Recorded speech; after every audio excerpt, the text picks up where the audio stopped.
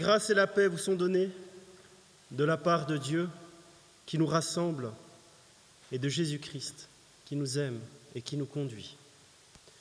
Bienvenue à toutes et à tous en ce dimanche 1er juin, premier dimanche après l'Ascension. Nous prions.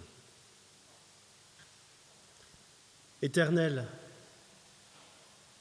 nous sommes rassemblés ce matin dans ce temple et permets que nous soyons une communauté de prière, une communauté de joie autour de ta parole. Que chacun ici soit compté au nombre des témoins de ton amour et que notre foi fasse grandir notre amour du prochain.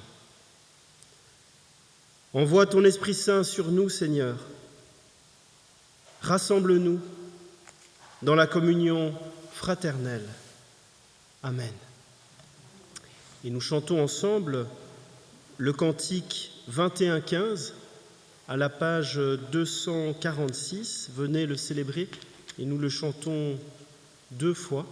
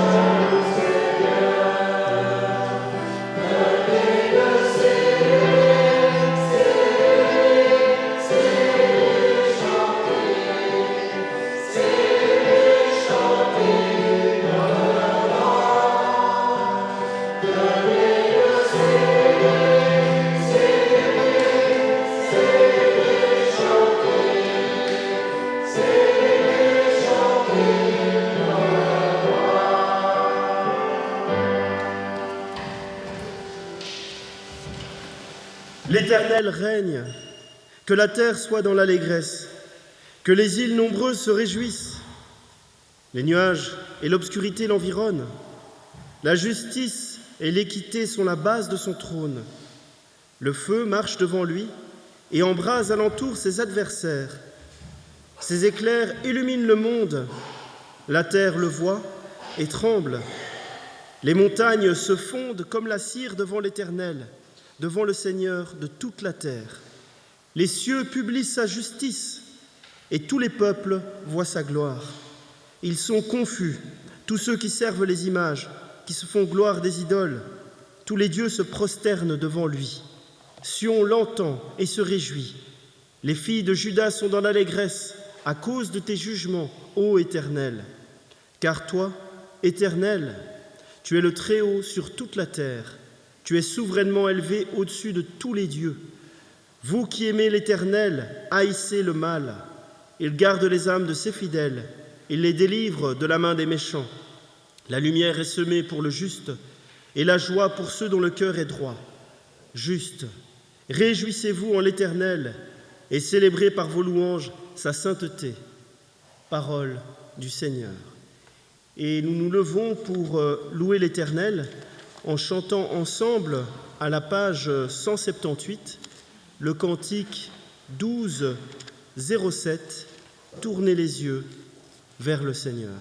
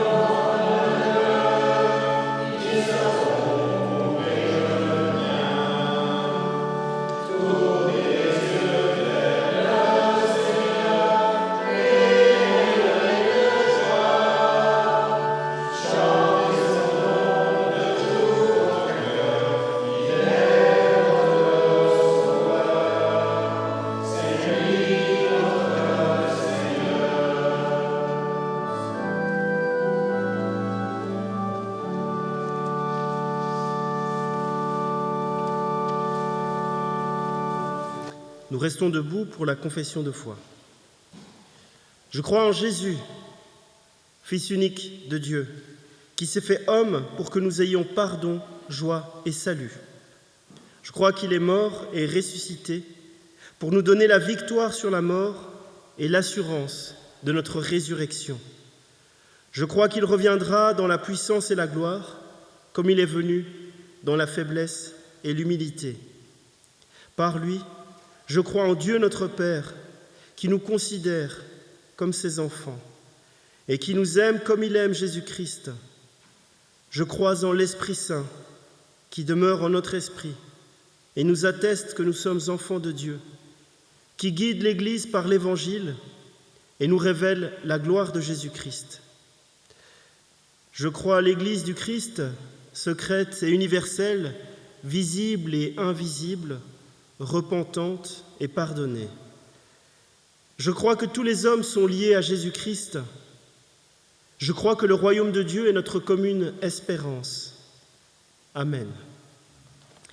Et nous chantons ensemble, à la page 691, le cantique 45-10, « J'ai soif de ta présence ».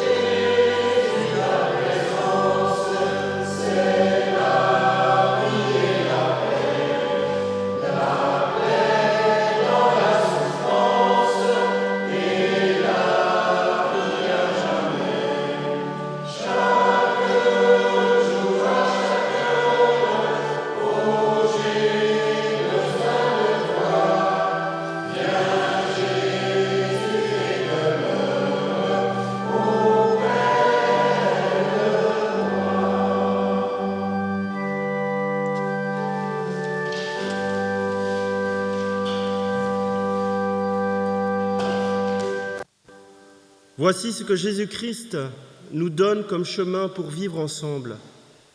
Tu aimeras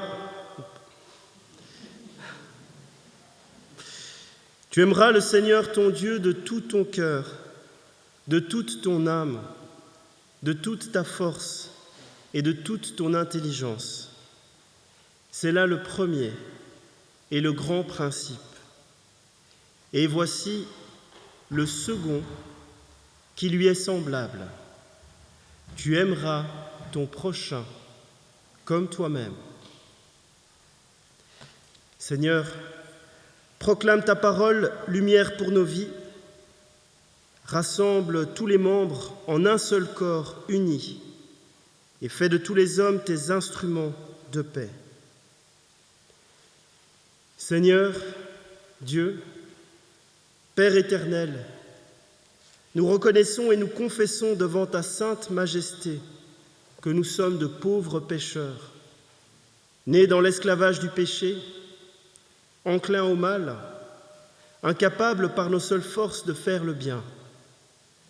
Nous transgressons tous les jours et de plusieurs manières tes saints commandements. Mais Seigneur, nous avons une vive douleur de t'avoir oublié. Nous nous condamnons, nous et nos vices, avec une vraie repentance. Nous recourons à ta grâce et te supplions de venir en aide à notre misère. Veuille donc avoir pitié de nous, Seigneur. Veuille donc avoir pitié de nous, Dieu très bon, Père miséricordieux. Pardonne-nous nos péchés pour l'amour de Jésus-Christ, ton Fils, notre Sauveur.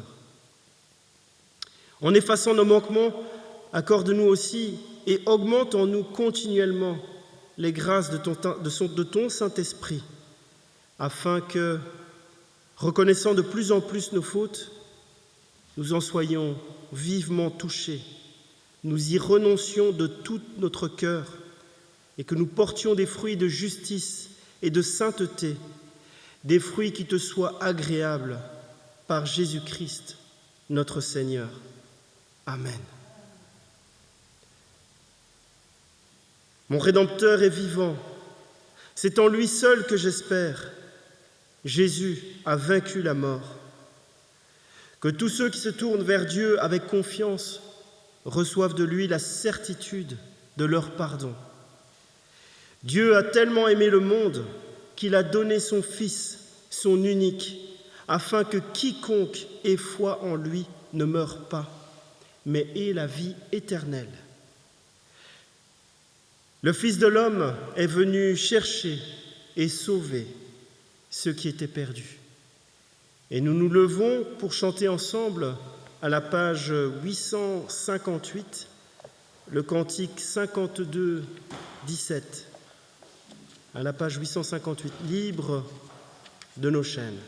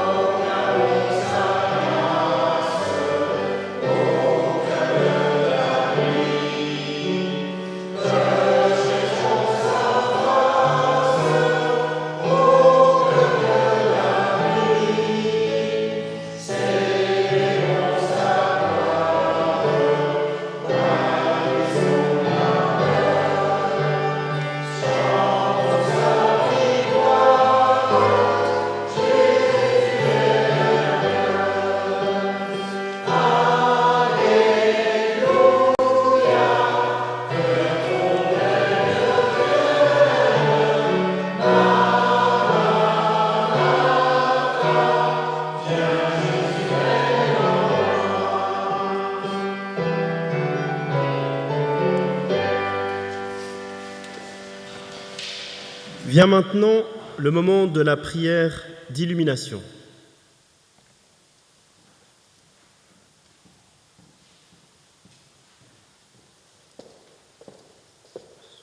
Je vous invite à la prière.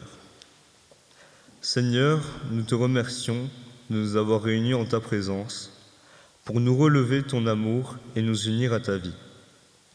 Fais taire en nous toute voix autre que la tienne et permets-nous, sachions recevoir ta parole. Non seulement l'entendre, mais aussi la recevoir. Non seulement la connaître, mais aussi l'aimer. Non seulement l'apprécier, mais la mettre en pratique. Ouvre par ton esprit nos esprits et nos cœurs à ta fidélité, au nom de Jésus-Christ. Amen.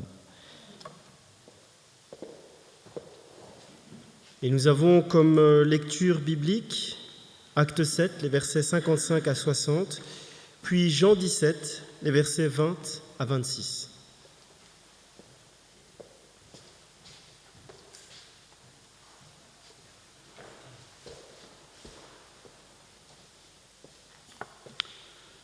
Livre des Actes, chapitre 7, les versets 55 à 60. Mais Étienne, rempli du Saint-Esprit et fixant les regards vers le ciel, vit la gloire de Dieu, et Jésus debout à la droite de Dieu. Et il dit, « Voici, je vois les cieux ouverts et le Fils de l'homme debout à la droite de Dieu. » Ils poussèrent alors de grands cris, et en se bouchant les oreilles, et ils se précipitèrent tous ensemble sur lui, le traînèrent hors de la ville et le lapidèrent. Les témoins déposèrent leurs vêtements aux pieds d'un jeune homme nommé Saul. Et ils lapidaient Étienne, qui priait et disait, « Seigneur, Jésus, reçois mon esprit. » Puis, s'étant mis à genoux, il s'écria d'une voix forte, « Seigneur, ne leur impute pas ce péché. » Et après ces paroles, il s'endormit.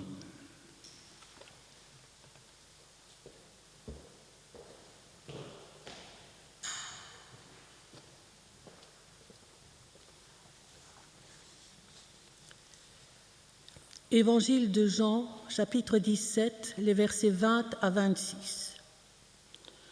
Ce n'est pas pour eux seulement que je prie, mais encore pour ceux qui croiront en moi par leurs paroles, afin que tous soient un, comme toi, Père, tu es en moi, comme je suis en toi, afin qu'eux aussi soient un en nous, pour que le monde croie que tu m'as envoyé. Je leur ai donné la gloire que tu m'as donnée, afin qu'ils soient un, comme nous sommes un, moi en eux et toi en moi, afin qu'ils soient parfaitement un, et que le monde connaisse que tu m'as envoyé et que tu les as aimés comme tu m'as aimé. Père, je veux que là où je suis, ceux que tu m'as donnés soient aussi avec moi, afin qu'ils voient ma gloire, la gloire que tu m'as donnée, parce que tu m'as aimé avant la fondation du monde. Père, juste, le monde ne t'a point connu, mais moi je t'ai connu, et ceux-ci ont connu que tu m'as envoyé. Je leur ai fait connaître ton nom, et je leur ferai encore connaître, afin que l'amour dont tu m'as aimé soit en eux, et que je sois aussi en eux.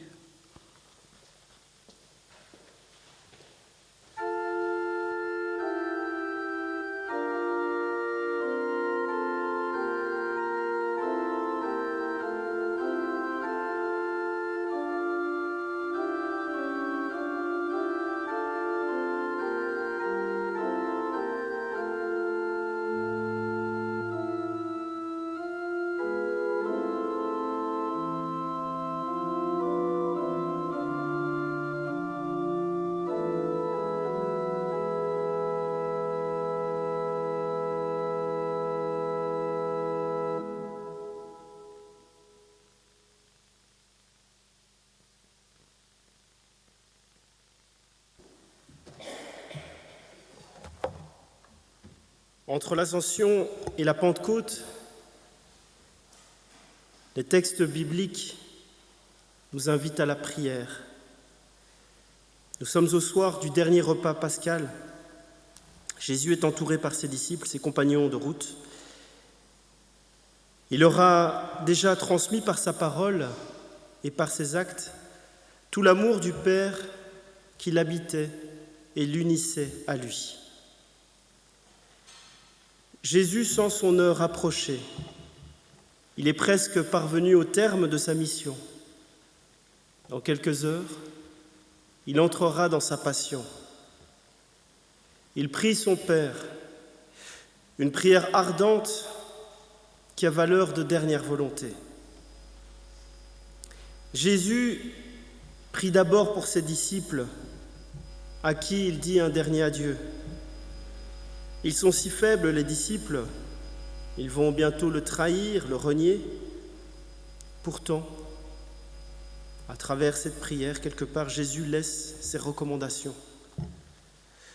Que tous ils soient un comme toi, Père, tu es en moi et moi en toi.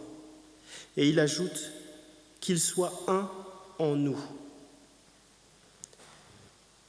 Juste avant d'entrer dans sa passion, Jésus prie pour ses disciples présents et à venir, les disciples de toutes les générations.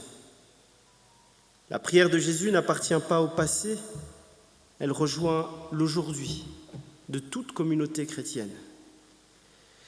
Jésus prie pour tous les hommes qu'il est venu sauver. C'est tous les hommes du monde entier qu'il porte dans ses mains pour les offrir au Père. Cette insistance de Jésus sur l'unité entre les hommes qu'il aime est un appel à faire grandir la fraternité, le partage, la solidarité. Nous sommes tous des enfants de Dieu. Et c'est vraiment ça, l'œuvre de Jésus, faire que nous soyons tous un, comme il l'est avec le Père, que nous soyons une seule famille, un seul peuple. Les chrétiens seront reconnus au signe de l'unité et de l'amour. Et Jésus termine sa prière par un appel à l'unité. Et c'est vrai, il y a beaucoup de divisions au sein de notre société, dans nos familles, un peu partout. Et Dieu ne veut pas de cette division. Jésus a prié pour que nous soyons un. Et cette unité doit être le témoignage de notre appartenance au Christ. Et quelque part, on est tous d'accord avec ça, l'unité c'est beau, et la gloire, ce sont des choses qui ne sont pas là pour déplaire, mais il est important de préciser de quelle unité le Christ nous parle quand il dit que tous soient un. Est-ce que c'est le fait d'avoir exactement les mêmes goûts ? Non. Nous aimons seulement les mêmes choses, mais nous ne pouvons très bien ne pas nous aimer. Donc il ne s'agit pas de ça. On peut aimer les mêmes plats, la même musique, les mêmes voitures, mais ne pas s'aimer et même se détester au point de se vouloir du mal. Est-ce que l'unité, c'est le fait de tous penser pareil, de tous être pareil ? Non, ce n'est pas ça. Ça, c'est l'uniformité, c'est la tour de Babel. Alors c'est quoi l'unité dont nous parle Jésus ? L'unité de Jésus n'est pas dans l'extériorité, dans l'apparence, elle est dans le cœur. Elle est le résultat de cette force intérieure qui nous fait aimer l'autre, alors même qu'il pense différemment de nous, alors même qu'il vit différemment de nous. L'unité est le fruit de l'amour. Et quand Jésus nous parle d'unité, elle redevient une espérance, une promesse, une certitude. Car l'unité vers laquelle nous sommes en marche existe, elle existe déjà en Dieu. Jésus l'a souvent dit, « Je suis dans le Père et le Père est en moi. Le Père et moi, nous sommes un. » Et le lien vivant de cette union du Père et du Fils, c'est le Saint-Esprit. Cette intimité, cette réciprocité d'amour du Père et du Fils, voilà ce que Jésus nous offre comme modèle pour notre unité fraternelle. Dans sa prière, quelques heures avant de mourir, il demande à son Père que tous soient un comme toi, Père. Tu es en moi et moi en toi. L'unité de Jésus avec son Père est mieux encore qu'un modèle. C'est comme un espace où Dieu nous accueille pour y vivre notre unité. Qu'il soit un en nous, dit Jésus. Et c'est de cette unité qu'il s'agit. Mais le hic, c'est que dans la pratique, notre capacité d'aimer est quelquefois limitée. Et le seul qui puisse faire grandir en nous l'amour, c'est Jésus. Jésus qui, par amour pour nous, est mort sur la croix. Nous ne cessons de pécher. Et Jésus, lui, ne cesse d'être patient, de nous pardonner, de nous éduquer. Il est toujours uni à nous, mais nous, sommes-nous vraiment unis à lui? Car si nous ne cherchons pas d'abord cette unité de cœur avec Jésus, jamais nous n'arriverons à vivre l'unité entre nous. Si Jésus a toujours été si uni aux hommes de son vivant, alors même qu'il voyait très bien leur misère, qu'il subissait leur méchanceté, c'est qu'il a puisé son amour dans l'amour de son Père. Et si vous relisez attentivement l'Évangile, vous verrez que chaque jour, Jésus se retirait à l'écart pour prier son Père, pour vivre un cœur à cœur avec lui. Jésus trouve la force d'aimer dans l'amour de son Père. Et là, il nous montre le chemin. Pour avoir la force d'aimer, il faut prendre quotidiennement le temps de la prière, le temps d'un cœur à cœur avec Dieu. Et c'est son amour qui transformera notre cœur. Cherchons donc à être toujours en union de cœur avec Jésus. Alors il nous fera grandir dans l'amour des autres. Et alors peut-être qu'il y aura une forme de témoignage. Peut-être que cela pourra susciter des interrogations. Les gens ne s'arrêteront plus à une unité de surface, mais s'interrogeront vraiment sur ce qui nous unit. Et là, ils verront Dieu. Et c'est en cela que nous pourrons être de véritables témoins. Cette unité pour laquelle prie Jésus est à la fois un don de Dieu et le fruit d'un effort de l'être humain. Celui-ci doit lutter de toutes ses forces contre tout ce qui le pousse à la division. Ce que Jésus veut, c'est l'unité des siens. Et l'unité dont parle Jésus est le fruit de l'amour. La perfection de l'unité, c'est l'amour. Il est le ciment de notre cohésion, même dans nos familles. Et aussi, Jésus nous invite-t-il à faire passer les autres avant nous-mêmes et à les servir. Et cela exige de notre part un effort de pardon, un effort d'écoute, un effort de sacrifice personnel. Mais étant unis dans l'amour, nous entrerons dans la gloire de Dieu. Et cet effort prend sa source et son sens dans l'unité même qui unit le Père et le Fils. L'Église avec un grand E, quelles que soient les sensibilités, les confessions, elle rassemble des croyants du monde entier, de différents pays, de différentes cultures, de différentes races. Et personne n'est exclu, hormis peut-être celui qui s'exclut lui-même en refusant de croire ou en vivant complètement en dehors de l'amour de Dieu, de l'être même de Dieu. Mais l'annonce de la bonne nouvelle ne s'effectue pas en parole seulement, mais en actes. Et comme le Christ, parole du Père, s'est incarné, ainsi, le disciple est appelé à incarner sa parole par sa vie, en vivant dans l'amour et l'unité.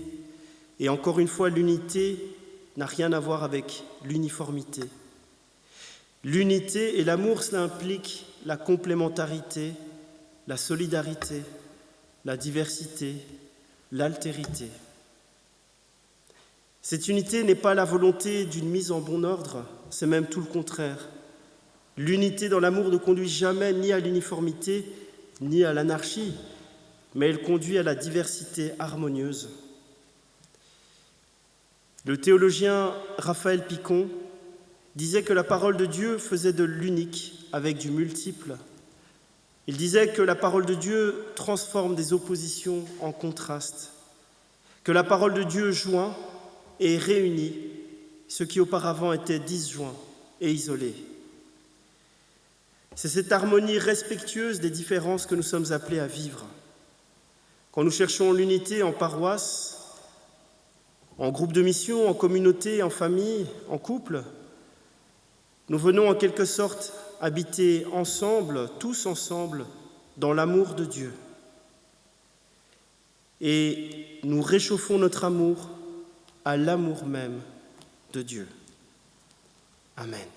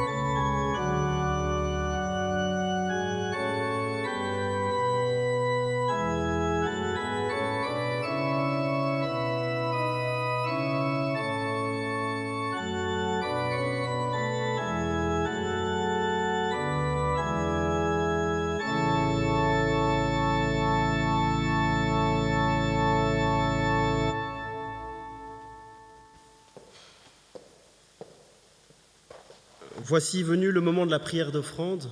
Pour rappel, il y a des troncs à l'entrée et il est possible de laisser une offrande avant ou après le culte. Nous prions. Dieu notre Père, tu nous combles de tes bénédictions jour après jour. Et notre geste d'offrande d'aujourd'hui en est un modeste témoignage. Seigneur, inspire-nous aussi d'autres gestes d'offrande qui ne soient pas que des gestes matériels, mais aussi des gestes d'amitié et des marques de tendresse. Amen. Et nous nous levons pour chanter ensemble, à la page 470, le cantique 34-32, chantons le jour de la victoire.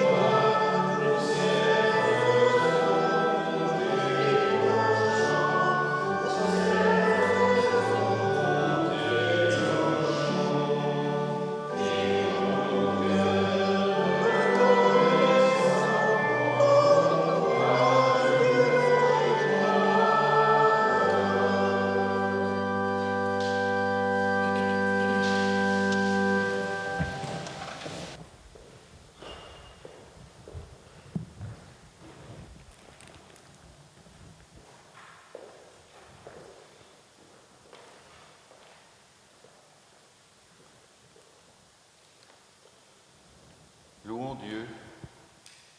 C'est notre joie de te célébrer, ô Dieu notre Père, pour ce monde que tu as créé si beau et que tu gardes à travers ses douleurs, jusqu'au jour où, selon ta promesse, viendra ton royaume.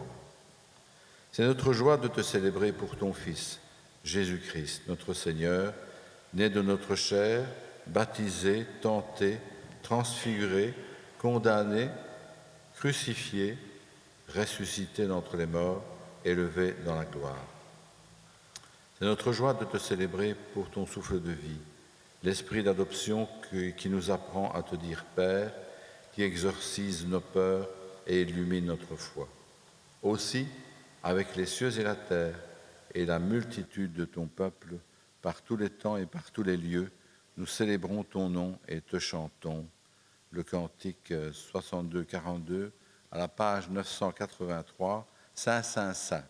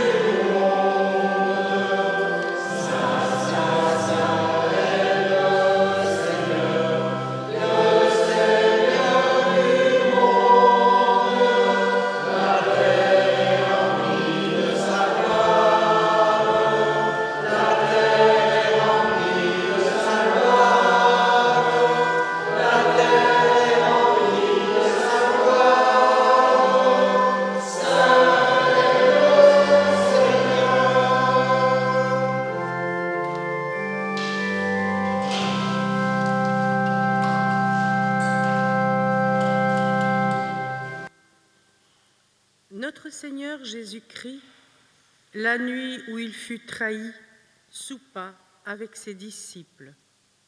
Il prit du pain et, ayant rendu grâce, il le rompit, le donna à ses disciples et dit : « Prenez, mangez, ceci est mon corps qui est donné pour vous. Faites ceci en mémoire de moi. » De même, après avoir soupé, il prit la coupe et, ayant rendu grâce, il la leur donna et dit : « Buvez-en tous, cette coupe est la nouvelle alliance en mon sang, qui est répandue pour vous en rémission des péchés. Faites ceci toutes les fois que vous en boirez, en mémoire de moi. » Je vous invite à la prière. Père, au moment de nous approcher de cette table, nous faisons mémoire des paroles et des gestes de Jésus-Christ, de sa mort, de sa résurrection, et nous attendons son retour. Nous recevons de toi ce pain de vie destiné à nous nourrir spirituellement. Nous recevons de toi la coupe d'alliance que tu offres pour la joie. Tu nous rassembles et nous invites. Par ton esprit, renouvelle notre foi afin que ce pain et ce vin soient les signes de la présence de ton Fils parmi nous. Fais toutes choses nouvelles dans nos cœurs et dans le monde. Amen. Voici le repas que nos mains ont préparé, et c'est le Seigneur qui nous invite. Voici la table que nous avons dressée, mais c'est lui qui nous accueille. Voici la joie que nous avons désirée, mais que lui-même nous donne. Nous sommes tous invités. Venez, car tout est prêt, nous dit le Seigneur. Et nous pouvons nous approcher et former un cercle autour de la table de communion. Le pain que nous rompons est communion au corps de notre Seigneur Jésus-Christ. La coupe de bénédiction pour laquelle nous rendons grâce est communion au sang de notre Seigneur Jésus-Christ, sang de la nouvelle alliance.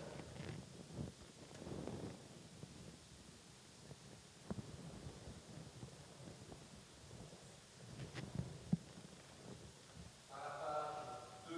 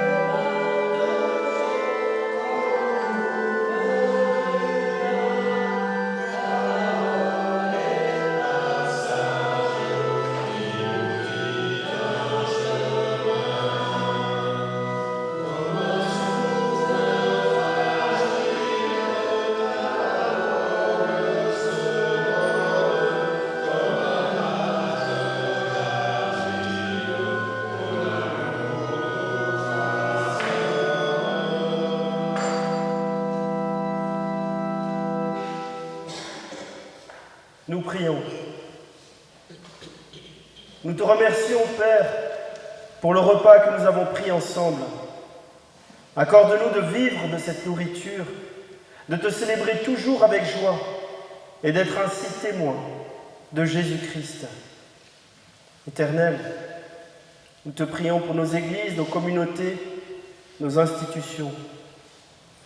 Permets que nous soyons toujours attentifs à nous réformer sans cesse. Aide-nous à avoir le courage de remettre notre action en question et, quand cela est nécessaire, de changer pour garder vivant l'esprit de la parole. Rappelle-nous aussi que nos églises n'existent pas pour elles-mêmes, mais qu'elles sont là pour porter le témoignage de ton amour pour ce monde. Éternel, nous te prions pour toutes les familles qui ont perdu un être cher, pour les isolés, pour les malades, que ta présence aimante apaise leurs peines. Nous confions à ton intercession les personnes qui ont besoin de nos prières.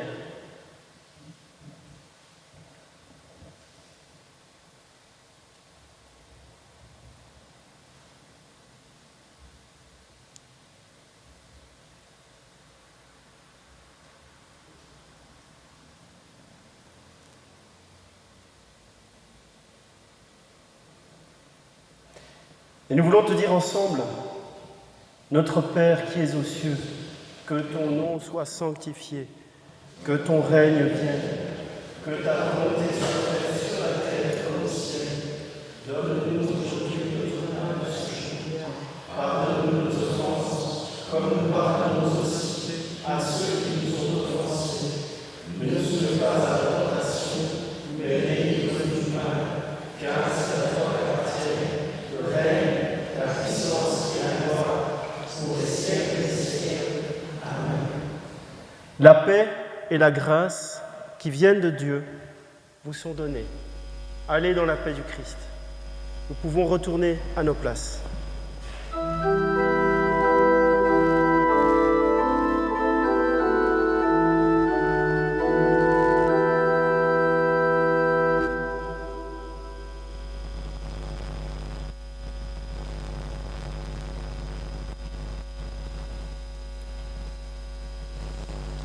Nous sommes le premier dimanche du mois, donc je vous invite à un apéro. Rassurez-vous, ça va du café aux boissons plus légères jusqu'aux plus pétillantes. Vous avez le choix. Le deuxième tronc de ce jour est destiné à la diaconie. Quelques dates. Le prochain consistoire se déroulera le vendredi 13 mai à 9h30, toujours dans la salle annexe. Nous avons eu mardi passé une réunion interconsistoriale avec les paroisses de Boussu et de Dour où ont été déterminés les cultes d'été. Vous aurez une petite feuille avec la distribution des cultes d'été entre Boussu, Dour et Carnion et les prédicateurs qui sont désignés. Une petite remarque, nous ne ferons pas les confirmations de nos catéchumènes la semaine prochaine. Elles sont reportées. On choisira une autre date à cause un peu aussi de leurs examens. Elles sont en cours maintenant, elles sont en examen et elles nous ont demandé on reporte les confirmations à plus tard. Elles verront ça avec le pasteur. Alors, le 22 juin, il y aura une étude biblique avec pour thème « La place du sacré aujourd'hui ». Il y a des affiches disponibles dans les divers endroits où nous les mettons, aux fenêtres et dans la salle. Et le 6 juin, c'est la réunion de prière à 19h. L'entraide protestante aura son assemblée générale annuelle le 7 juin à 15h au Home de Blogy. dans l'espace communal. Où ça? À la résidence-service, oui. L'espace Vernier, comme on l'appelle. Voilà. Et je crois, maintenant, le barbecue.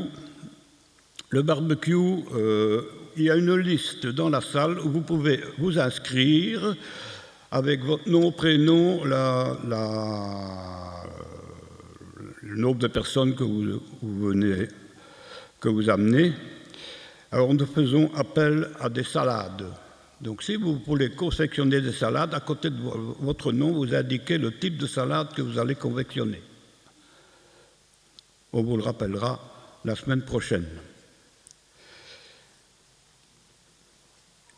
Et ici, ah oui, bon, j'ai parlé de Traigne, bien sûr. Nous avons hier eu un voyage communautaire à Traigne.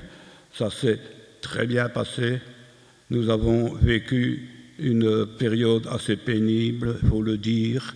Nous avons revu une salle scolaire en jeu de rôle, une salle de 1932. Mon Dieu, que je plains ces élèves-là. Et une institutrice, oh là là, qu'elle était méchante. Enfin, bon, ça s'est très bien passé. Nous avons aussi visité l'espace Arthur Masson et un voyage historique dans l'histoire de la ville de Traigne, le village de Traigne, disons, le village de Traigne. Et puis nous avons pris le train. Alors je ne vous dis pas, hein, les trains en 1932, c'était quelque chose. Hein. Ici, bon, ce n'est pas le train comme nous avons maintenant, c'était du bois. Et quand vous ouvriez la fenêtre, c'était une locomotive à vapeur. Alors je ne vous dis pas, il faisait tout bleu, il y avait toute la fumée. Hein. Mais enfin, c'était quand même bien, n'est-ce pas?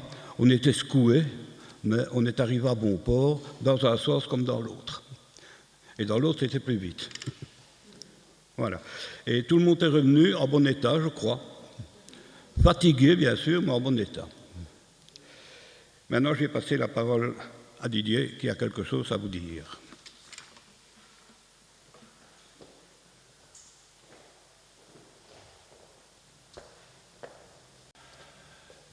J'ai découvert il y a quelque temps un livre qui était très bien documenté, très bien dessiné, en aquarelle sans doute, sur les mamans. Ça s'intitule d'ailleurs « Maman ». Alors, je l'ai prêté à Cathy, qui l'a consulté, et qui, bien sûr, va me le redonner. Mais j'ai pensé à faire une chose, distribuer ce livre à toutes les mamans de la paroisse, et qu'elles mettent chacune une petite réflexion sur ce qu'elles pensent de ce livre-là. Voilà, alors ce sera d'abord distribué à la doyenne, qui est Claudette, et qui va mettre sa petite réflexion, déjà qu'elle était dans le domaine de l'enseignement, donc elle va pouvoir voir ce qu'elle peut estimer au niveau de ce livre-là, et puis le passer à la fille qui est devenue maman, et comme ça on fait un lien de génération en génération. Ce serait une bonne chose comme ça, et que chacun puisse lire la petite réflexion que les personnes précédentes ont mis. Et voilà, et se faire un lien entre maman, grand-maman, et voilà. Et je trouve que ce serait une bonne chose, ça donnerait une ouverture d'esprit et un lien affectif. Merci de votre attention.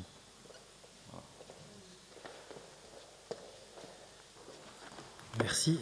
Je pense qu'on peut applaudir Didier et Annick pour l'organisation du voyage à Traigne. C'était vraiment génial. Merci beaucoup.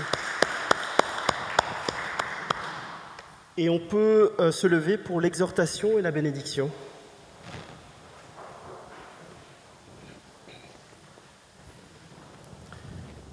Bénis, ô Dieu, bénis nos routes et nous les suivrons heureux. Recevez la bénédiction de la part du Seigneur. Que l'Éternel te bénisse et te garde. Que l'Éternel fasse rayonner sur toi son regard, qu'il t'accorde sa grâce et qu'il te donne la paix. Père, Fils et Saint-Esprit. Amen. Et nous chantons ensemble à la page 600 le cantique 41-28. À Dieu soit la gloire.